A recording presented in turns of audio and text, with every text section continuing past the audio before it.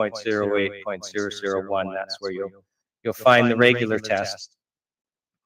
And you might want to go and check the regular test before COVID, because they changed the law since COVID.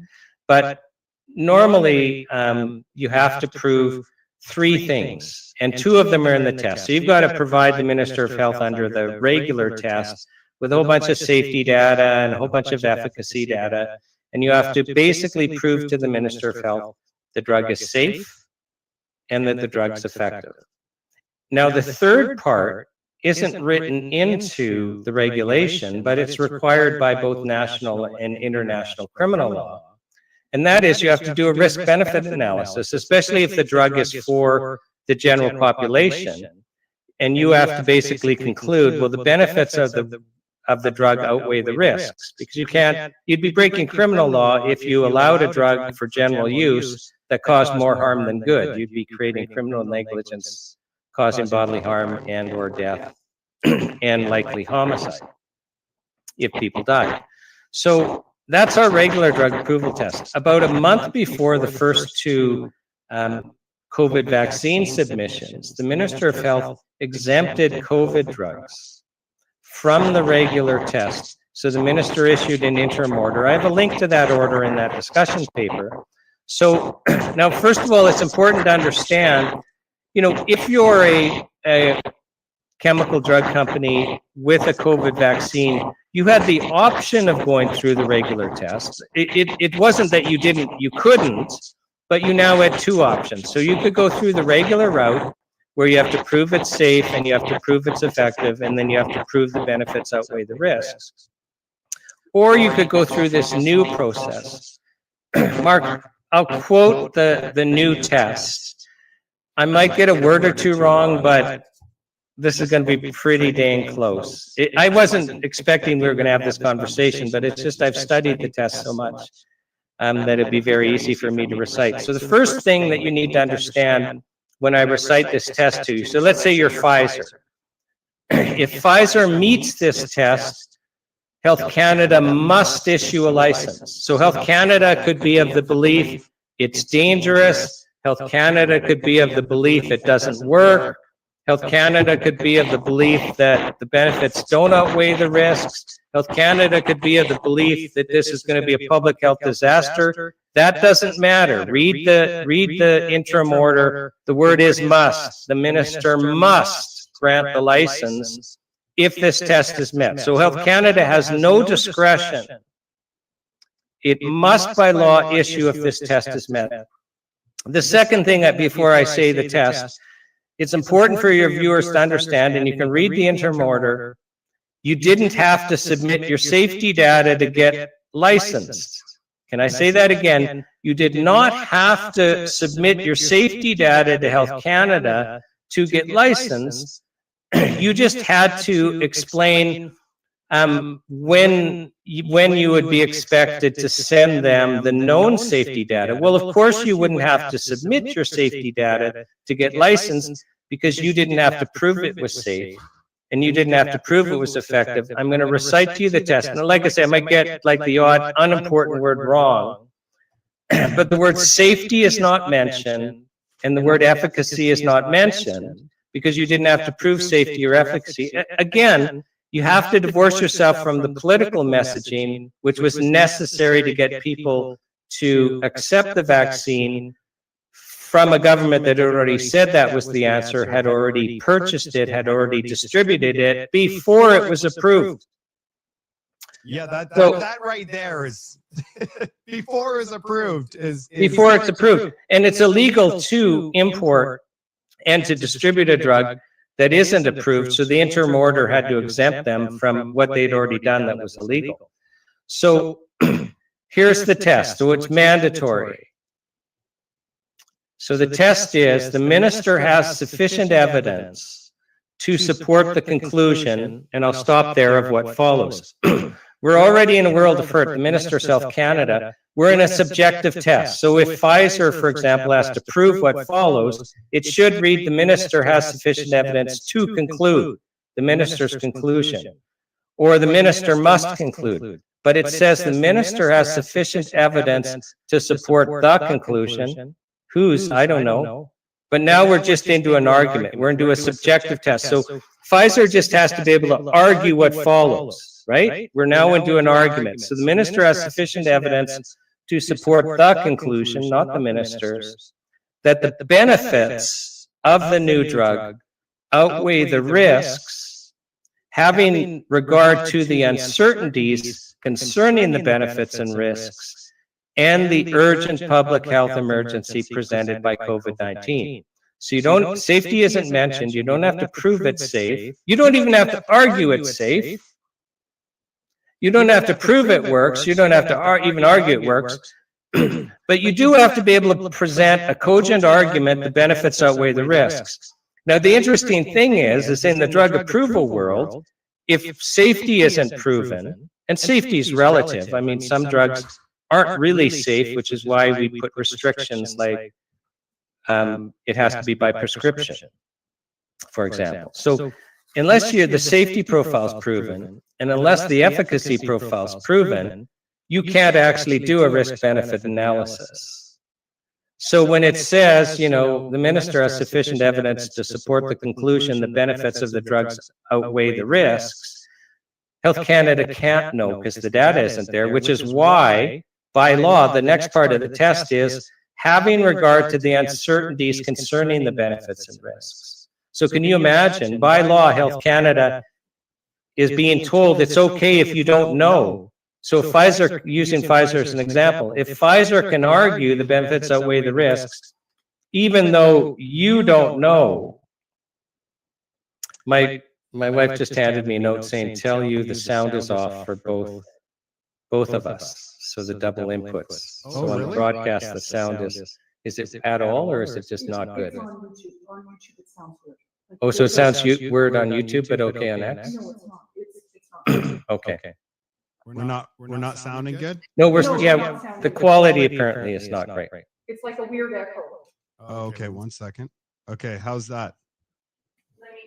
She'll go and check and get back to us. So, Hey, you know what? We're live for the first time, but the information is amazing, and I do want the best quality. So hopefully, what I did. right. So back to so you cannot actually do a risk-benefit analysis without safety and efficacy being proven. But Health Canada, by law, on that test they're told having regard to the uncertainties concerning the benefits and risks and the public health emergency presented by COVID-19. It's basically a political direction to Health Canada to approve pretty well every COVID-19 vaccine. Now, this is legal fact. Anyone can look it up. And all of the COVID-19 vaccines, as I say, the manufacturers had the option of going the regular route, but none of them did. And then the interim order under the Food and Drug Act, they only last for a year. So before the year was up, Health Canada, or the government of Canada, actually put this emergency test, this interim test, they added it to our drug regulations. So when you go to the drug regulations C.08.001, you'll now see this type of language is in there, but it only applies to COVID drugs. And then, so every manufacturer then applied for a regular drug identification number under this emergency order. So none of them have ever gone through the regular test. But we totally segued. We were on cloned meat, and now no, but you know what? I think this ties to the cloned meat situation, because basically we have our government that's we're going to get into it. So this is part of it, I believe. Right, but you have to understand messaging. So remember, we were talking about manufacturing consent. Well, on the COVID vaccine, and again, I don't care whether you supported it or didn't support it. I'm just talking about how governments get consensus by what a process called manufacturing consent. And I challenge everyone to read watch the documentary Manufacturing Consent, which was made in the 70s. I mean, there's nothing new here. This has been going on for as long as you and I have been around. But if you want to get people to take the vaccine, they need to believe that it's proven to be safe and effective. So that's political messaging. I'm just pointing out to you that the legal reality is a little different. That when you look at what happened legally, none of the vaccines were proven to be safe or effective because that wasn't a requirement. And so the applications that they filed wouldn't been tailored that way. So, and they all would be nice if the government was transparent about that. I mean, that's not what we received. The public didn't know about that. They thought it was safe and effective, and they trusted the government. That is another reason why I create my content. We need people to wake up and mass awakening. We need information to be flowing. We're not getting our information from mainstream media. These podcasts and what we're doing is so powerful. And that's why you're on the show, Shawn, sharing the information. Right. So, but you have to understand, I mean, there's a purpose to creating national myths and national beliefs in manufacturing consent. I mean, we could be in a war in Russia at this time next year, right? Because we've got a currency system collapsing, and all fiat currency systems do collapse. And Marc, show me where that's happened without a war. There's always a war. So I'm just saying we could be in a war. Well, if that happened, just talking about manufacturing consent, then our mainstream media and our government messaging would have to be creating support for us to, to prosecute a war. So we would be taught to hate Russians and that they're doing evil things and stuff like that. To use a real life example that you and I would have witnessed, the first Gulf War, mainstream media, I forget where I watched it, CNN or NBC or whatever. So the first Gulf War, so Iraq's invaded Kuwait, and then there's this big media blitz about how in a Kuwaiti hospital, Iraqi soldiers have gone into the neonatal intensive care unit and have taken premature babies out of the bassinets so that they would die. And we actually showed a nurse, a Kuwaiti nurse, testifying about of seeing this. Well, she wasn't a Kuwaiti nurse. She was the Iraqi ambassador's daughter, and she hadn't been to Kuwait for years. This was pure propaganda to basically convince us to support the Iraq war. And I fell for that one. When I learned that, wait a second, I fell for that. I learned, okay, wait a second, I need to be more critical of the media.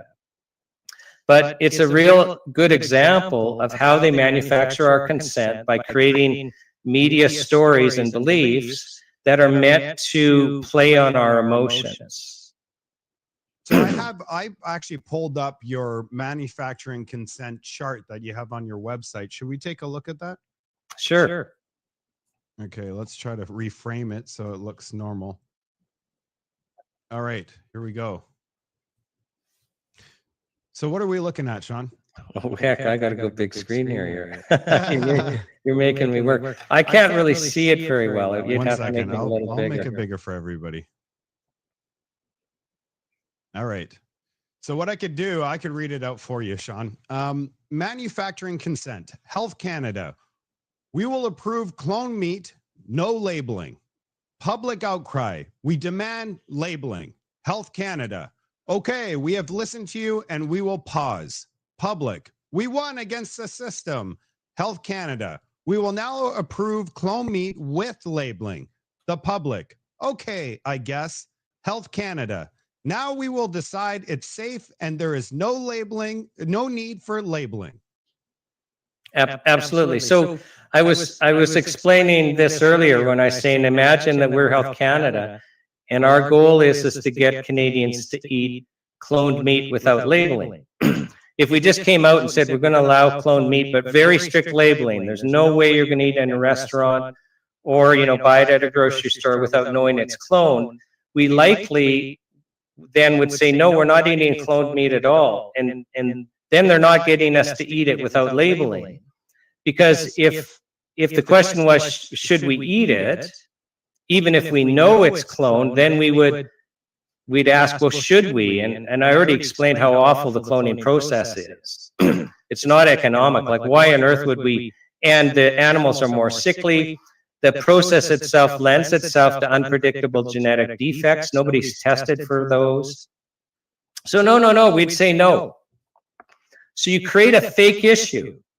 So here Health Canada just changes on their website, well, we're going to declassify it. It's no longer a novel food, which means that it can be entered into the Canadian marketplace without any labeling that it's cloned. Now, the media knew this beforehand.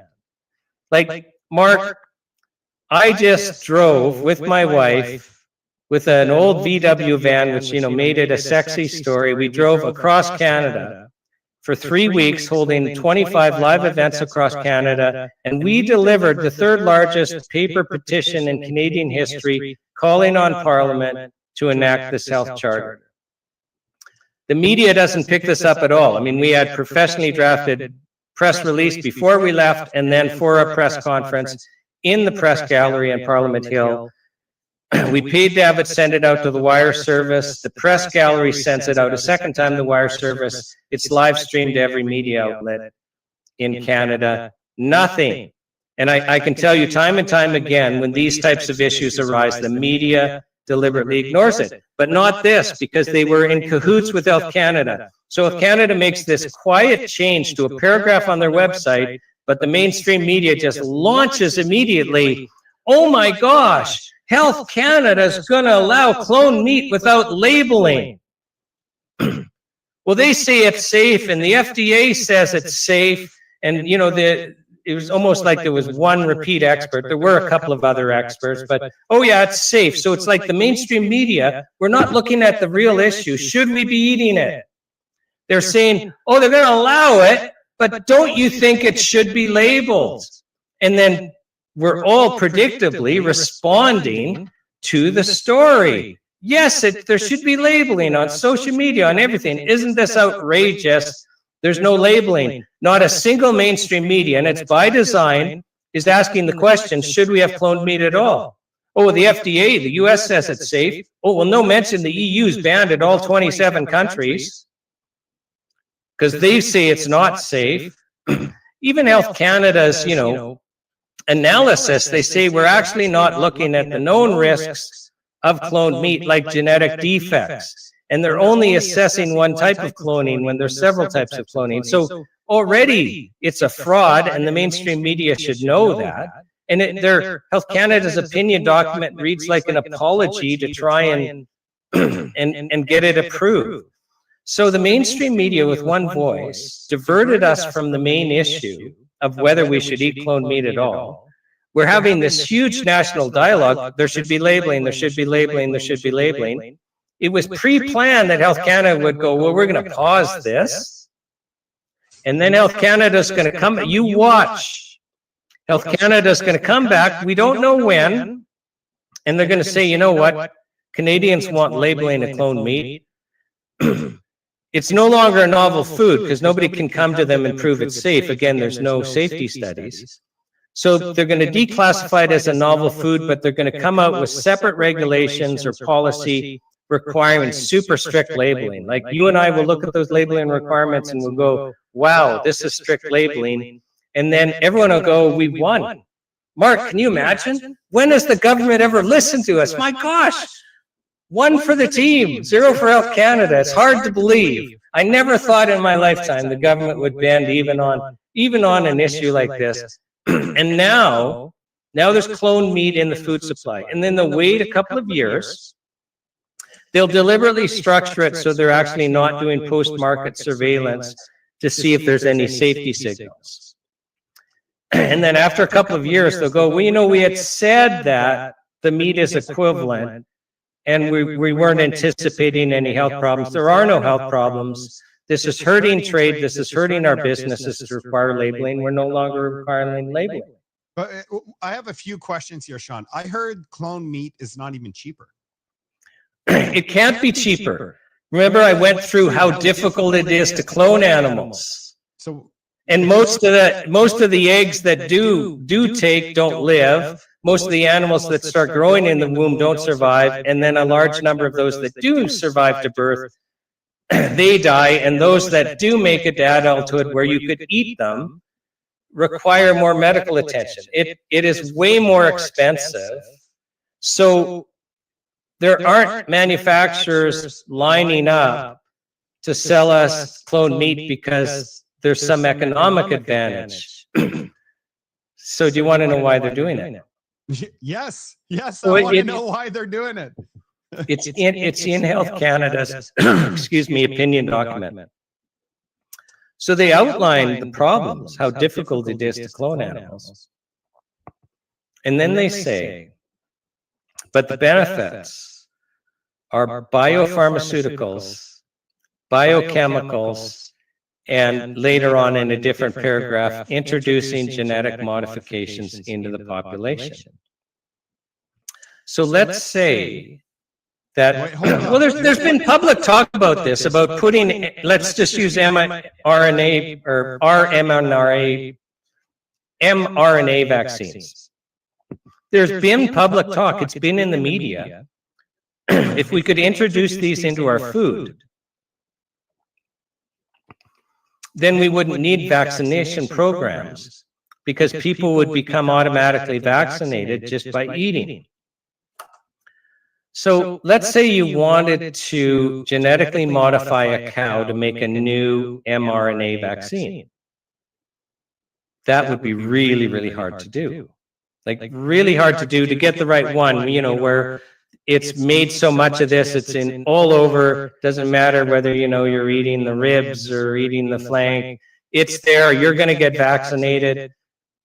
It's in such large numbers that some's going to survive cooking. Like you might have to do 10,000 animals to get the right cow. You might have to genetically modify 10,000 cows to get the right one. Shawn, you've lost me. So you're telling me that the way that they're going to vaccinate everybody 100% is they're going to clone the meat to get to this genetic modification, and then as in turn, whoever consumes it will be vaccinated. What I'm saying is Health Canada says in their own opinion document, which is on their website, and a link to it's in the discussion paper, that the benefits are of cloning, because we've already explained how there's no economic benefit, it's madness, and in fact, it's animal cruelty. Like, it's cruel. A whole bunch of the animals die in utero, a whole bunch of the young animals die, those that live significant enough number suffer terribly, they need more medical care. The EU banned it not only on human safety grounds, but because it violated their law on animal, you know, basically animal cruelty laws.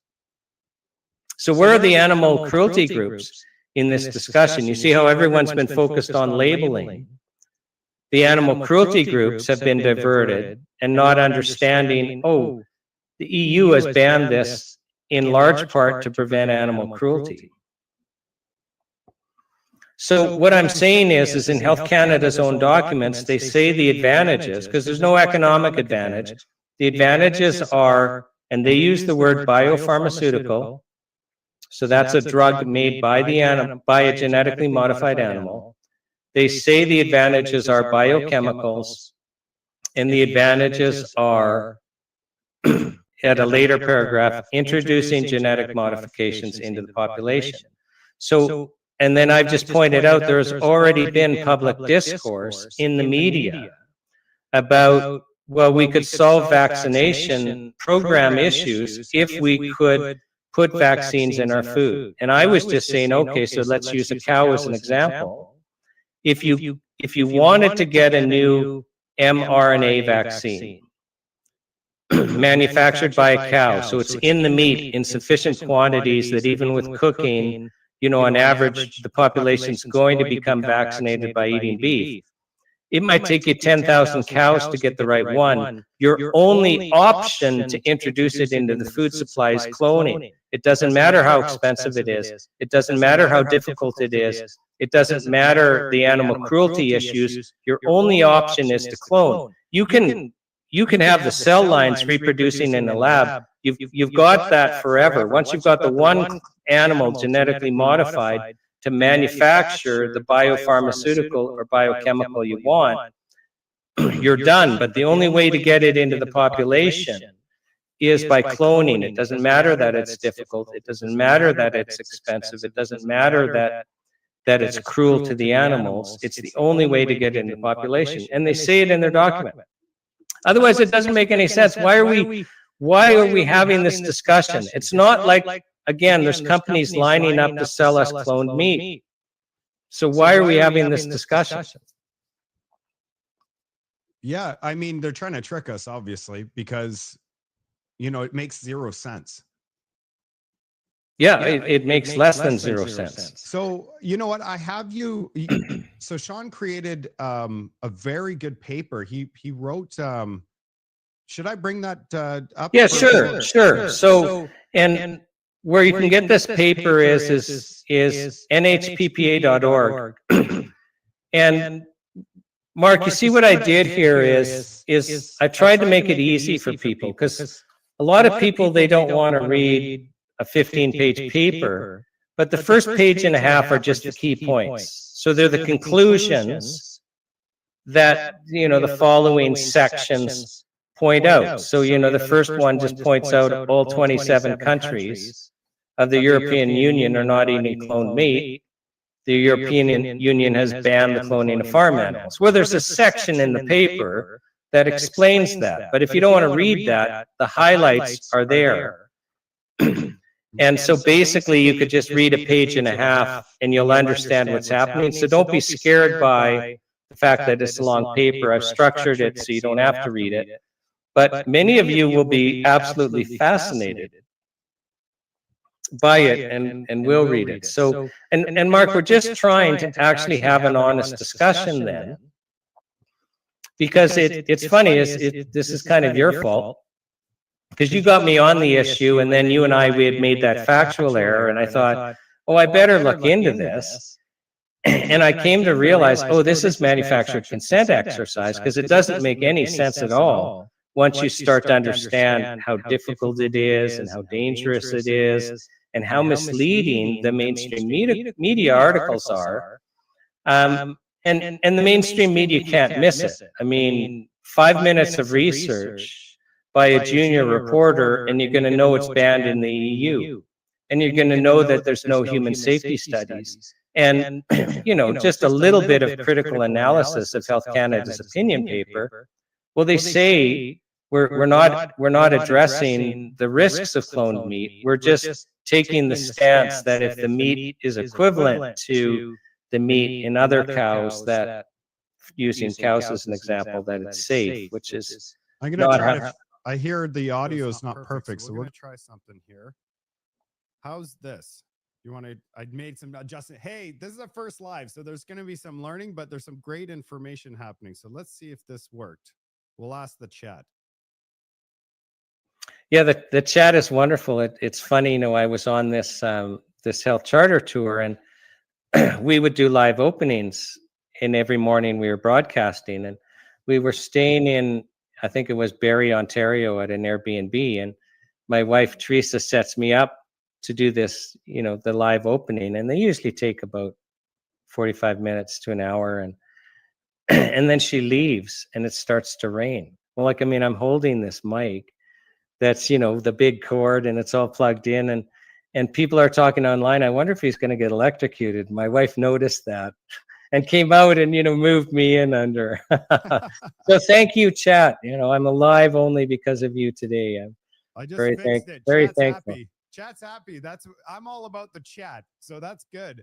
Hey, Shawn, why don't we go through some of these points, because oh yeah, and then once we've gone through some of them, we're not going to go through all of it. I'm going to put a link in the description once the video's published. You know, the live's going to go, and it'll exist tomorrow, and people will be able to go, and I'll put a link to the actual PDF so people will be able to take a look. It's worth the read. I read it, and I'm just blown away. And thank you so much, Shawn, for putting this together. Without you, nobody would know any of this stuff. So let's just and just so you know, this is the very first podcast on this paper, and thank you for doing this, because once we came to understand that we're in a manufactured consent exercise, the only way to get people out of it is for them to be able to see that they're in it. So So this is very helpful, and I think it was helpful for us to have the discussion on vaccination and the Iraq war and the like, so that people can see, if you can see how this happens, then when you're in one, you can get out of it. Oh, can everybody hear you? I hope so. Yeah, everybody could hear you, so this is good. Okay, good. So let's talk about the first point. So you already mentioned that 27 European unions, they don't eat clone meat.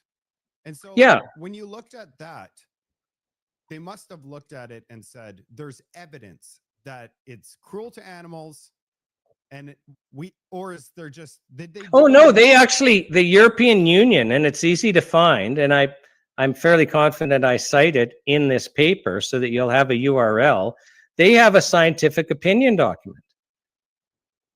So they looked into it and they decided to ban. So they actually, the European Union, not only are the 27 member countries, and none of them are they eating cloned meat, the cloning of farmed animals themselves is banned. So in Canada right now, we're not eating cloned meat, but you can clone farmed animals. The EU has actually banned the cloning of farmed animals, has banned the importation of farmed animals and products from farmed animals. So here we've got the mainstream media in Canada going, oh, it's safe and it's approved in the US. Well, you know, we're in a manufactured consent exercise, because they're not telling us, well, wait a second, but our next biggest trading partner is the EU, and they're not eating it there, and they've actually even banned the process. Don't you think that would be good for Canadians to know? They conclude it's unsafe, the EU, and they conclude that it creates too much animal cruelty. Well, last time I checked, Canadians are big on animal cruelty. So how did the mainstream media miss that? What I don't understand is, I thought we were trying to become more European. This seems like something we should adopt. The only thing that we should be adopting is, well, this makes sense. So what about basically the real issue in Canada is, should consumption of clone meat be banned? I mean, that should be, and I'll tell you right now, Shawn, I've covered this with you, and I've also published some work on this. 90%, there are some people that are okay with it, but they are only okay with it if the price of the beef is significantly cheaper, because beef prices are way too expensive right now. So like, you know what? If the beef prices was 50% less expensive, I might consider it, because I can't even afford the regular price of beef. But that's only 10%. But 90% is like, no, thank you. I want it not only to, if they're going to push this down, I want it labeled so I just don't buy it. But if they label it, 90% of the population is not going to buy it. So it's not going to work for them. You see, but it doesn't matter. And you know, it doesn't matter even if they lose money. So like once they introduce it into the market with labeling, they will sell it cheaper, even though they're losing money, because the goal is to get us eating unlabeled clone meat. And then you don't have a choice, because unless you're going to become a vegetarian, if it's not labeled, it's mandatory. You're forced to eat it. And how that works is, you know, you're at a baseball game and you buy a hamburger, or you go to a restaurant and you eat a steak, or, you know, you go to Costco and you buy some ground beef. If it's not labeled, you're eating cloned meat. And you don't have a choice. They might as well pass a law saying Canadians must eat cloned meat. So then you have absolutely no choice. It's mandatory. So without labeling, it's mandatory. I mean, let's talk about genetically modified plants. The public wanted labeling. There is no labeling. There's voluntary labeling. So you'll see non-GMO on people that go out of their way, food producers who go out of their way to avoid GMO, because many people want to avoid it. But it's mandatory. You've eaten genetically modified plants. I've eaten genetically modified plants. I don't want to, but I have no choice. because I'm not willing to stop eating in restaurants. I'm not willing to stop eating at family dinners. Now, somebody close to me is so sensitive to genetically modified wheat and corn that if this person, eats at restaurants, it's like a switch goes off and they have bowel issues. And when they, at their home, they eat organic and it just shuts off. So, I mean, there's a lot of us, at the National Citizens Inquiry, I called pediatrician Dr. Michelle Perro. I called her at this health show, the NHPPA health show. She talks about glyphosate, this round, which is it's used on genetically modified crops. It's horrible, but we don't have a choice. So cloned meat, you're going to eat it eventually in Canada, because unless we wake up and when they say no, we're going to allow it with labeling, we say no, we don't want it at all, and make an issue out of it. And the NHPPA is going to have a petition. We're just waiting for it to be approved, calling on Parliament to actually ban cloned meat to get us out of this exercise. I'm pissed right now. I'm sorry, but I'm pissed. This cannot happen. They just continue with this stuff. I'm glad we're covering this because this is unacceptable. Let's go back to this thing. It says Canadians are experiencing a classic case of mass manipulation. Health Canada and the mainstream media have successfully succeeded in limiting public discourse to whether cloned meat for human consumption should be labeled. Mass media manipulation avoids the real issue, namely consumption of cloned meat should be banned and cloned of farm animals should be banned. I know you talked about this, Shawn. But what I'm trying to say here is they've done a good job. However, on the other side, like I said, I see people's comments and the vast majority, I think we have something here because the vast majority of Canadians don't want this. So no, but the thing is, and I've been dealing with Health Canada for 30 years, and it's very common for them to pause when there's, political pressure, and then they just wait for the pressure to die down and they press ahead. Now, they have signaled quite clearly that in their opinion, and this isn't real, this is just for, they've signaled quite clearly that they're going ahead. They know it's not safe and they know it's reckless, but they have an agenda. They're being given their orders that we need to have cloned meat in the food supply so that we can introduce biopharmaceuticals, biochemicals, and genetic modifications into the population. It's the only way to do it. So that's where we're going, unless we get a ban like the European Union. And then they have to wait longer. I mean, they're not going to stop this stuff. Then they'll just switch to plants, but let's at least protect our meat. So yeah, so I'm really thankful that you're doing this, Marc. It's super important, and we need to get people involved. Like people watching this, you're going to post it online, right? Oh, so yeah. People need to get some of this. Get other people watching it. So read the discussion paper and then watch. We are going to have a petition out. I'll send that to you, Marc, once we've submitted it, but we have to wait for the parliamentary process to approve it. I'm definitely going to share the hell out of this. All right. And let's, is there any other ones that we should probably look at that pop out to you? I mean, there's quite a bit. I'm on page 1. It goes all the way down. It's just, the fun part is we literally should be thankful because, when you read all the points, it's so clear we're in a manufactured consent exercise, because it won't take you long. Just Google cloned meat Canada and the mainstream media stories will come up. And when you read them, you'll go, okay, nobody's asking, is this safe? And in fact, in many of the articles, they say, well, it's safe. Health Canada's concluded it's safe. And the FDA's concluded it's safe. And then there's this one expert that now and again is cited and saying it's safe. So the mainstream media is saying, well, it's safe. And they have us only, well, the only issue is there's no labeling. Well, wait a second. Like we could take a 7-year-old and say, and give them 15 minutes and say, can you tell us the issues with cloned meat?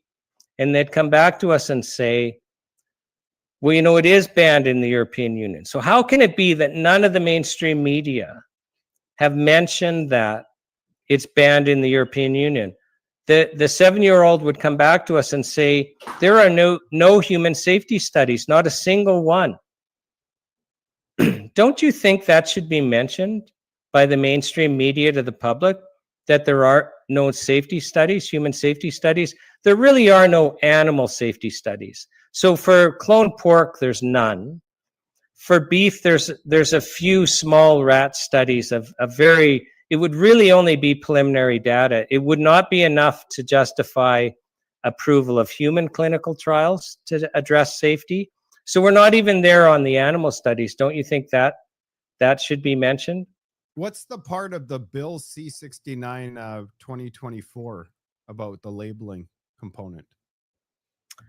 The C-69 on, okay. So in C-69 is our 2024 federal budget bill. So when the federal government is, spending hundreds of billions of dollars, they have to create programs, they have to tweak laws. And so the budget bill, they're usually like a phone book, they're really long, and they're meant to enable the federal government to, collect the money they need and to spend the money that they're saying they're going to spend in the ways they're going to spend it. You don't expect there to be substantive changes to our food and drug safety laws, but in the 2024 budget, they made substantive changes to our Food and Drug Act, which basically permit the Minister of Health to exempt any food and drug or any class of food and drugs from really basic fundamental safety provisions in our Food and Drug Act and all of the provisions, safety provisions in our food and drug regulations. So this would enable, remember, the end goal is to have Canadians eating cloned meat that is not labeled, and then it's mandatory. We're all eating cloned meat. I mean, not all the time, but we're all eating cloned meat. To introduce biopharmaceuticals, biochemicals, and genetic modifications. Well, you can't subject the human population to a biopharmaceutical under the Food and Drug Act without requiring labeling. So the Minister of Health is just going to have to exempt, biopharmaceuticals in cloned meat from labeling. So that's why we've mentioned that is they've already put into place the legal framework to enable us to be eating cloned meat, being vaccinated without knowing it, receiving drugs without knowing it, receiving genetic modifications without knowing it. And we know, for example, from genetically modified plants that some of the genetic modifications transfer to us. So one of the problems with genetically modified corn that makes an insecticide called Bt toxin. So it's wonderful for the farmers. The corn itself creates the insecticides. So if the insect eats the corn, the insect dies. Now you and I eat the corn filled with insecticide. You can't avoid it. It's not sprayed on the outside. It's actually made in the corn. But studies have shown then that people that eat genetically modified corn then start making Bt toxin themselves in their digestive tract. So we already know that mechanism exists of transference of genetic, modified things like getting corn to manufacture insecticide. Well, now you and I, both us, if we were tested, Marc, likely you and I are producing Bt toxin in our digestive tracts. I'd be surprised if we weren't. So you and I are now insecticide manufacturing facilities because of the genetic modification.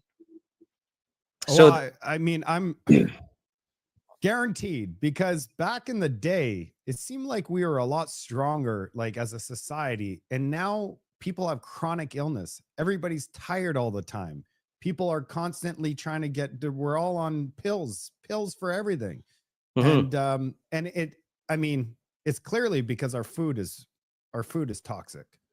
Well, our food is toxic, and our food no longer has the nutrients that we need to be healthy. Like, as shocking as it may sound, you need certain nutrients to be healthy. They're not in our food anymore. And anyone can do their own research on this. The U.S. Department of Agriculture, since at least 1900 has been surveying our food supply and and documenting how many vitamins and minerals are in our, vegetables and crops and the like. And it's just been steadily going down. And long ago, they raised the alarm saying you actually cannot get what you need from our food supply anymore. So you must supplement. You will become chronically ill and or die prematurely unless you supplement in Canada. Our food is no longer food. This is, and that in itself is part of the puzzle, isn't it? Like, we've trusted Health Canada to, with our food supply. And, even 20 years ago, like if I walked into a supermarket, like, yeah, I knew there were chemicals and pesticides and herbicides. And, I knew I should avoid processed foods, but I really wasn't worried, Marc. As long as I tried to eat organic and do well, I wasn't worried. Now I'm worried. Like literally, again, let's just put on our conspiracy theory hats and pretend we're Health Canada. And our goal was, let's make the food supply as toxic as possible without the population like reacting and going, you must stop, you must stop. I think we're there. Like, is it possible for our food supply to be any more toxic without the population reacting? I mean, I don't think so. It's garbage. It's awful. And that toxic load is making us sick. During this NHPPA health tour, I would ask the question at the live events, or just point out that, like most of us, it's like we're on a walking journey and Health Canada's put a knapsack on our back with 100 pounds of toxins in it. But we can still walk around, we can still go to work, we can still go uphill, but we don't know what it's like to walk without that 100-pound weight on our back anymore. And it's likely, Marc, that no one in Canada actually knows what it's like to feel healthy anymore. Yeah, I agree with you. We all have a toxic load on us, and we are not getting what we need from our food. So every one of us needs to get advice from somebody who will, what are you eating? What's your lifestyle? And then they'll say you should take these supplements, these vitamins, these minerals, to avoid chronic sickness. And most people will find an improvement in mood. So how much time you got left, Shawn? Oh, what time is it? It's 11:33 Pacific time. Oh yeah, I got half an hour. So oh, great! This is fantastic. Yeah, because we're really having fun here, and it's a good conversation. You'll just have to. The sun's moving, so my light's gonna suck in a minute. But who cares? What's unfortunate is because this is my first live stream, I haven't figured everything out. So supposedly on the chat they say I'm muted, but they could hear you. So that's good because we want to hear from you. Nobody wants to hear from me. Well, no. But have you solved that problem? You're good. I'm bad, which is okay because we want to hear from you anyway. Well, yeah, except we're having a discussion. That makes no sense, but. They could still hear me, but just not that loud, supposedly. So that's okay. I'm going to figure it out. And then the next time, hopefully we could do this again, because I think it's so important that Canadians know, because nobody else is covering any of this stuff. No, that's the problem. That's how you know you're in a manufactured consent exercise. And, the interesting thing is remember we were talking about how this will be mandatory. So the goal for sure is to have us eating cloned meat without labeling, because the only advantage is the biopharmaceuticals. Like I say, they know cloned meat is prone to genetic defects and they can't predict the risks. They know that it creates animal cruelty. They know that, those few animals that survive will be filled with drugs and antibiotics and hormones, and that we shouldn't be eating them. And it's not like anyone's lining up to do this. So there's a completely different agenda, but it kind of raises the question is, how is it that we gave Health Canada authority over our food supply anyway?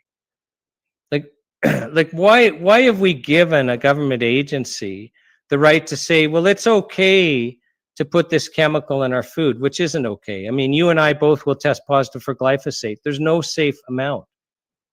It causes cancer. It leaches minerals from us. It shouldn't be allowed on crops. So how did we end up there? Like, we've all so trusted them that, until now, we've been willing to eat in restaurants. We're willing to just buy food We're not doing our own research. We're by and large we're not on detoxification protocols, and we should be. Listen, if you want to be healthy, if you want your kids to be healthy, you have to have detoxification protocols that you go through regularly. You need to basically have a whole house water filtration system. You need to have air filters. You need to be eating organic as best you can and supplementing, and you can't trust anything.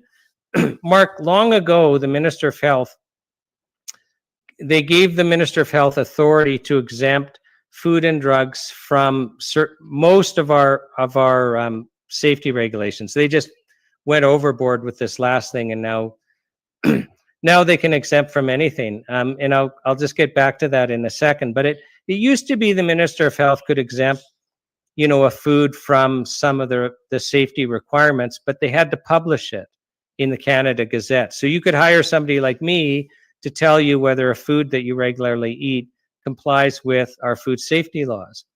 Well, the Minister of Health could only do it if, concluded there wasn't a safety risk. Well, they took out, now the Minister of Health can exempt without it being safe, and they don't have to publish anymore. So I can't even, you could hire a lawyer like me, I can't even tell you if a food you regularly eat complies with our food safety laws. Now, that's a fraud.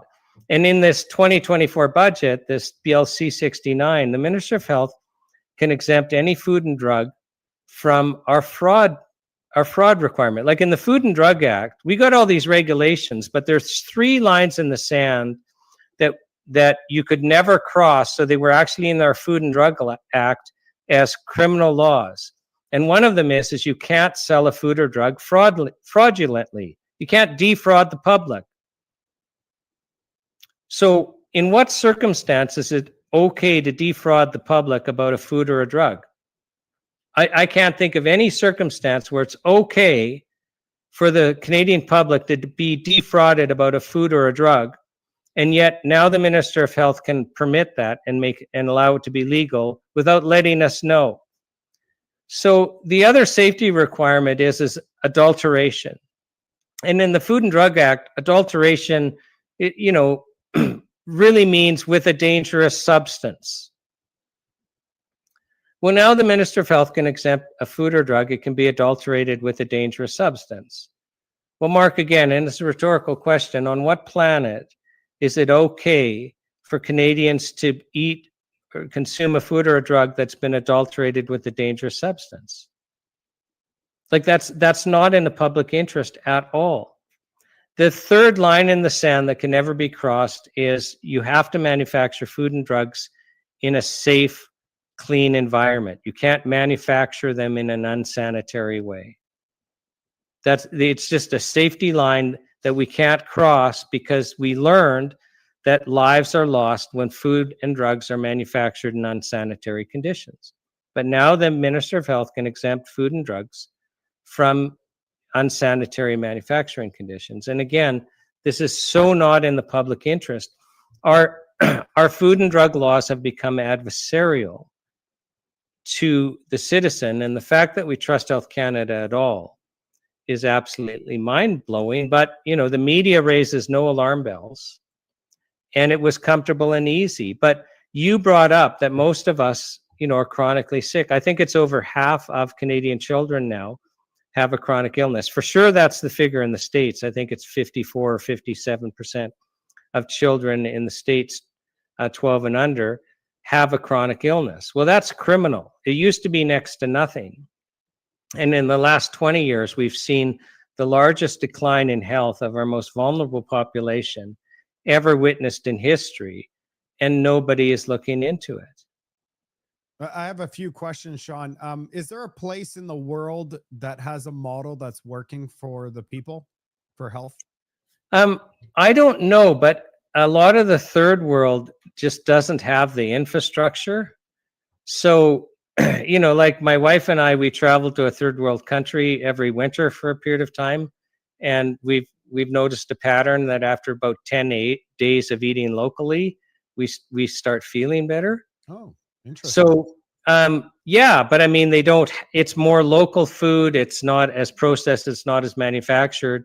and they don't have all the they still will have chemicals, but nowhere near like Canada. And I find it really interesting as a Canadian that, you know, I need to go to third world countries to have healthier We're food. worse than a third world country. Oh, absolutely. I think we're probably, Canada and the US have the unsafest food in the world, bar none. The European Union has way safer food. Every other country, Canada and the US have the most dangerous food supply. So we have the most chemicals and we have the least nutrients. Full stop. No argument. The unsafest food in the world is North America. And you know what the worst part is? Our food is not even cheap. It's the most expensive food ever. You go to other countries, and so I saw videos on Germany, and their food's a fraction of the price there, and that's in Europe. Oh, I know, but you're not being fair. I mean, Marc, these chemicals aren't free. Oh, that's So, what we're paying. We're you paying know, for the freaking and chemicals. it's got to be a little bit of work to include them all in our food supply. So yeah, like, I mean, come on, let's be fair to our manufacturers. So This is unbelievable. You know, the more I talk to you, the more I'm like, wow, like I'm learning so much from you, Shawn, every single time. And that's why I'm so excited every time I'm able to have a conversation with you. I'm your biggest advocate. I want to help you wherever I can. I want, you know, I'm going to be doing clips of this show for sure. And I'm going to be talking to you on ways to educate the public, because CBC and mainstream media, they're going to be working hard against what I'll be publishing for sure. There'll be, you know, I've seen before people that get really close to the truth, they attack them. They go after them and try to discredit the people. So it would be interesting to see if they start attacking me saying our food is super safe. There's this guy that YouTuber that thinks our food supply is dangerous. Yeah, that'll be interesting. Well, they're going to have problems because, you know, the US is starting to look at their food supply and starting to look at the chemicals they allow in their food, and is starting to address why are 57% of their children chronically sick, because that is a red alert emergency. And the fact that we're not looking into it just tells us that, you know, basically our food supply and our government regulatory bodies are captured and aren't acting in our interest anymore. Like, it's as simple as that. I mean, you were shocked with the test with the vaccinations. Well, look at the legal trail. It's not a secret. Of course, there's political messaging, and of course, you know, we're always in manufactured consent exercises because that's how the government gets support for issues. And there's even a place for that, because you have to have some cohesion to move as a country in certain political directions, and they're not always bad directions. I mean, we can agree or disagree on the different directions, but it is important for people to understand, because the government's become so adversarial, you need to understand where it's happening so you can do your own research. So, Shawn, since we've got about 15 minutes left, I think it would be a good opportunity to thank the people that are here on this live, and we could answer some of the questions that they have, because I don't have all the questions. So go ahead and leave some questions, and I'm going to start picking some. And then we'll see what comes from it. Yeah, and Marc, I'm interested to see what the animal rights people do with this issue, because the mainstream media hid that from them. And so, you know, we've got, like, Canadians, and it's something I really like about Canada, is, I mean, we're very sensitive towards the treatment of animals. And, you know, the fact that, and anyone's free to go read the European Union scientific opinion paper on the cloning of meat. I mean, they really go into the animal cruelty issues. I'm really interested to see if that issue starts resonating, because the animal rights groups, they got no indication from the mainstream media that this is an issue. And it's a huge issue. It's a huge issue. And on that, aside from, you know, human rights and human health issues, I'm curious to see if the animal rights groups pick up on this and start supporting it. All right. I don't have any questions so far, so we could just continue on with I'd like to go back to this document here. Mhm. The dangers of clone meat not being safeguarded against clone meat. Yeah, okay, so let's Yeah. let's talk about that. So and it's a bit of a shell game, and so Health Canada, and a link to their scientific opinion is in this paper. It's not hard to find online. I don't think I'll just call it an opinion. I can't grace them with the term scientific because they're non-critical at all. When you do research into the dangers of genetically or cloned meat, and we're not even talking cloning genetically modified animals, right? Because they say they're not addressing that risk, and they're not addressing the risks of cloning of genetic defects. I've already described the process to you. I mean, they take the genetic material out of the egg, they take the full genetic material out of the animal they want to clone, out of a cell, they put it in the egg, they have to manipulate the egg with electricity and chemicals and whatever means they're choosing to try and convince the egg that it's now been fertilized and become what's called a zygote, which is, a fertilized egg that's viable. Well, that process invites genetic defects. It invites it's not a secret. You're playing at the cellular level, pulling out DNA, putting DNA in, manipulating the egg to try and accept this new DNA. It invites genetic defects, but you can't predict what part of the DNA is going to be damaged, defective. So because you can't predict what the genetic defects are going to be, you can't predict the risk. You just know you're creating eggs with genetic defects. Now, you're hoping that the eggs that with genetic defects will not be viable, or if they are viable, the animals won't survive to birth. And then you're hoping, well, those that are defective that do survive birth, they're not going to live long. And so Health Canada is just assuming, well, if it makes it to where you'll eat it, it can't have genetic defects. But let's not test for genetic defects. No, we know that's the big risk, but let's not test for it. So I got a question here from Paul McIntosh. He says, what's preventing a few lawyers from getting together and forming a class action lawsuit against Health Canada for the benefits of all Canadians? Well, we're not eating cloned meat yet. So a class action lawsuit. So first of all, it has to be a recognizable tort. Okay, so there has to be a cause of action. If somebody assaults you, there's a recognized tort for that. And then you also have to have somebody who is liable to you. Well, Health Canada, we're in what's called the administrative state, where we've given godlike powers over our lives to bureaucracies, and then we've shielded them from liability. So let's just use Health Canada as an example. How are you going to hold them liable? If you're in the industry, they're not liable. So I'll use the example of Regency RX. So they were a Winnipeg company that had a natural kind of erectile dysfunction product. Well, there's a lot of money, Marc, in erectile dysfunction. And this is, if I recall correctly, when Pfizer still had a patent on Viagra. Now the patent's run out, everyone can make sildenafil. Nobody's as concerned now with a natural product that might compete. They're still concerned because there's big money there. But so Health Canada came to Regency RX and said, we analyzed your product and we've found that it's spiked with chemicals. I don't know if they said it was spiked with sildenafil or what the chemicals were. I don't recall that now. So Regency RX did what you or I would do, and they sent samples of the same lot and batches that Health Canada was saying was spiked with chemicals to a lab. Oh my gosh, please confirm this problem.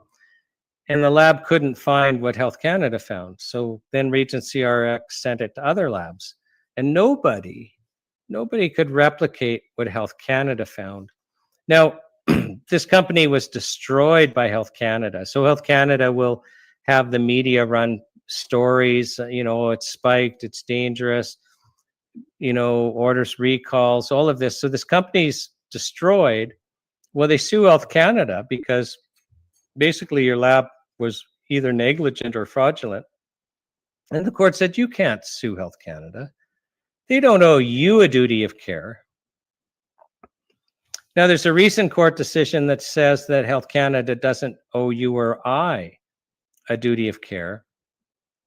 So there was a teenager who was a hockey player named Shawn who died after the COVID-19 vaccine. And the issue isn't whether the COVID-19 vaccine caused his death.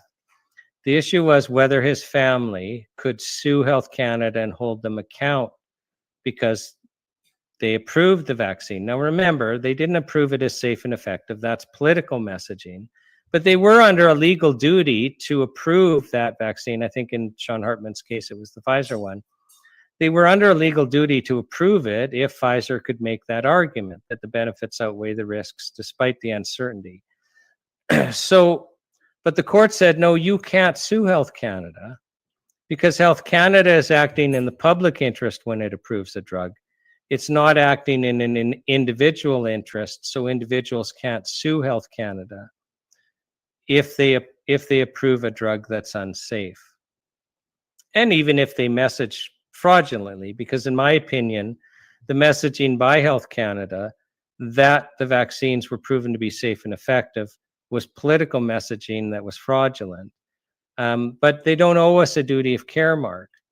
So to answer your viewer's question, what would be stopping lawyers from doing a class action suit, assuming people were harmed by cloned meat, is that we don't have the right to sue our government for dangerous decisions because they're not held to account. Now, if you're not held to account, then you do dangerous things, right? Let's I just did research. Like the Food and Drug Act is a criminal law act. And if you violate the act or the regulations, you should be charged criminally. And I've represented a bunch of natural health product companies charged criminally under the act. Well, it dawned on me the other day, I'm not aware of a single chemical pharmaceutical company, even though that's the majority, like it's 99% of the drug world. And, for most of the Food and Drug Act, the natural health community didn't even exist. So it was all of the drug world. So, 99.9% of criminal charges under the Food and Drug Act should be against big chemical drug companies. I can't find a single one, Marc. I can find natural health product companies charged. I can find drug dealers that, are charged with trafficking in cocaine, charged under the Food and Drug Act because they're cutting the cocaine with some pharmaceutical drugs. So it's kind of like piggyback charges. I can find small companies, not publicly traded companies, charged with selling sildenafil, so Viagra, when it was still under patent. But I can't find a single charge, a single incident where chemical drug companies charged. So they're not held liable. The companies themselves, during the World's Greatest Health Show, the NHPPA put on, and anyone can watch it. It's online at nhpp.org. We had Professor Alan Castles from University of Victoria share that the third leading cause of death in Canada are the antidepressant drugs. And I was sharing that the third leading cause of death in Canada are all drugs.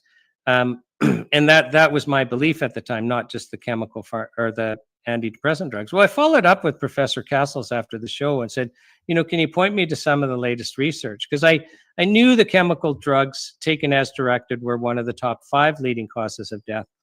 So Professor Castles directed me to some research from, I think his last name is Goetz. He's a medical doctor who's a professor at the University of Copenhagen, who's an expert on this. And he's saying the leading cause of death are the chemical drugs taken as directed. Yeah, I saw that as well. Okay. So let's say it's the third leading cause of death. I'm thinking of, tongue in cheek, of starting a charity to raise money to help us address the third leading cause of death, assuming they are. Because, we've got charities raising money for cancer research to protect Canadians against cancer. We've got charity raising money to research into heart disease, how to protect us against heart disease. We don't have any charities raising funds to protect us against one of our leading causes of death, chemical drugs taken as directed. I think we need to find a cure, Mark. I think we need to protect the children. I think we need to raise funds into, to learn how we can reduce deaths from chemical pharmaceutical drugs. But anyway, I'm off on a tangent here. So what if we nobody's ever charged. There's no liability at all in the industry. There's no liability of Health Canada. They approve thalidomide, they approve Vioxx. They know for a long time these drugs are causing significant harm. Nobody's ever charged. They're not investigated criminally. We're in tyranny. And what tyranny, just look up the word in the dictionary, it just means absolute discretion. And when you're not held to account for your decisions, you have absolute discretion. So Health Canada can be captured by the pharmaceutical industry. It doesn't matter, because they will not be charged criminally or civilly for decisions that harm us. They have absolute discretion. They're completely free they're above the law. And civil courts will not hold them to account. They're above the law. So we're in a situation where that agency responsible for protecting us is above the law. Well, I'm sorry, listen. Let's say you and I, we're the board of a chemical pharmaceutical company. You and me and the listener. So we're the board of directors. And the lawyer's in there, so we're having the Vioxx discussion. Listen, it's clear that we're causing a whole number of deaths. We're causing excess. We should pull this. The ethical thing to do is pull this to save lives. But we're making tens of billions of dollars on this. And we can probably keep it on the market for years. And our estimate is that, we're going to have to pay, I don't know, $50 billion in civil lawsuits in the States, not in Canada. But we're going to make, $200 million in that time. Well, we actually, and oh, by the way, none of us will be charged. The company won't be charged. There certainly will be no civil liability concerns to you, and the decisions made to keep it on the market. Now, let's say we had a legal environment where people were responsible for the decisions. So Mark, you and me and your viewers, we're all on the board, and the legal environment's different, and the lawyer's saying this drug's killing people. You now know it. If we continue to sell it, every one of us is going to spend the rest of our lives in jail, and all of our property is going to be taken in civil suits. Do we make a different decision, Mark? Absolutely. Same with Health Canada. So this is just a thought. What if there was a nonprofit group that took funds and had a team of people that just researched to, just us. We're doing, you're doing the hard work. I'm just providing the platform. But it seems like if we need more people to be reviewing this stuff to keep them accountable, because if the whole population watched this live stream, I'm sure there would be people at government buildings saying, we need to take down Health Canada. This is ridiculous. Like they're making us sick. We need accountability. Oh yeah, no, we do. The whole system's broken. It's not just Health Canada as a bureaucracy. We basically have an entire administrative state that is no longer responsive to the citizens. And back in 1776, the Americans called that taxation without representation. So the people that are actually making decisions affecting our lives are not accountable to us, and they're not accountable to our elected representatives. So, power has been delegated, and the real issue is when did you and I give over power over our lives to decide that, our food supply could be unsafe? The public messaging is that no, they're taking care of us. They're making sure our food supply is safe. They're making sure our food supply is nutritious. Mark, I shared with you how there's certain they're called essential nutrients. There's a list of them. There's a certain number of essential fatty acids. There's a couple of those. There's vitamins. There's minerals. There's essential nutrients that you will die if you're missing a single one. But before you die, you'll become chronically sick. We know what they are. It's illegal in Canada for natural health manufacturers to sell you vital nutrients in the amounts you need to be healthy. It's against the law. Health Canada's got this list of daily recommended amounts, which every one of us will be sick and die if we follow. You cannot sell, like take vitamin D as an example. We're limited to 2,000 international units. That's micrograms. That's nothing. It's nothing. You might as well not take it. You're going to be chronically sick. And vitamin D is essential, not just for your immune system, for a bunch of other things. But it's illegal for a manufacturer to actually tell you the truth and tell you what you should take. So the label has to be this amount that is guaranteed to be meaningless. Well, how can it be that we found ourselves in a legal philosophical environment in Canada where it's actually illegal? So it's illegal to sell vital nutrients in the amount that Canadians need to be healthy. How is that? How is it possible that the government basically we need the government's permission to sell vital nutrients? We need the government's permission to sell ginger tea to help alleviate nausea, even though we've been using it for 3,000 years to do that safely and effectively. How can it be that Health Canada has been given powers to tell us how it's illegal for us to treat ourselves or access nutrients without their permission? There's only been one, other than Canadians, there's only been one class of people in history that didn't have the ability to choose how to prevent illness or how to treat illness, and we call that class slaves. Well, there's two classes now. There's slaves and there's Canadians. We might as well get farm animal ear tags. It's unbelievable, Shawn. Well, we're at our time here. Every single time we get together, I've learned so much, and I know that I'm going to learn more. I would love to have you on again. The NHPPA is going to be having a show on December 17th. I'd like to invite you on, and we can carry on this conversation. Oh, I'd love to come on your show. Absolutely. That'd be great. So it's going to be at 8 p.m. Eastern is when we'll have you on. It starts a little earlier. But yeah, so we'll invite you on at 8 p.m. Eastern, and we'll just kind of flesh this out before then. And on the 18th. On the 17th of December at 8 p.m. Eastern, we'll have you on. All right, I'll get back to you. I'm going to have to move. Okay, yeah, check your calendar, but we'd love to. And I always enjoy these conversations, Marc. Yeah, and you know what? Just don't be shy. Message me, and if there's something important that you put together, I'm going to share all this stuff. But if you got something that you want me to publish, let me know. I'm going to make sure everybody sees it, because your work is so important, and for it not to be shared with every Canadian, we need to get it out there. So everybody. Yeah, and I know you watch the NHPPA social media. We'll be putting out some videos on these points too. You know, and some we've had a little bit of fun because, you know, I kind of wonder, because the media's missed so much here, so many important points. We're thinking of taking up a collection to raise some funds to pay for internet connections for the mainstream media so that they can do research before they publish their stories, because obviously they don't have access to the internet. You know, because they're just missing all these obvious points. I think we need to be sympathetic, right? So.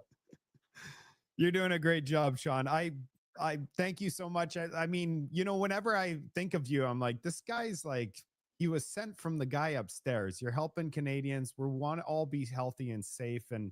And we don't know without people like you that's providing the information, because we're busy, we're working. Everybody's, you know, hopes that we're getting taken care of by our agencies. And it's just shocking to find out what's going on.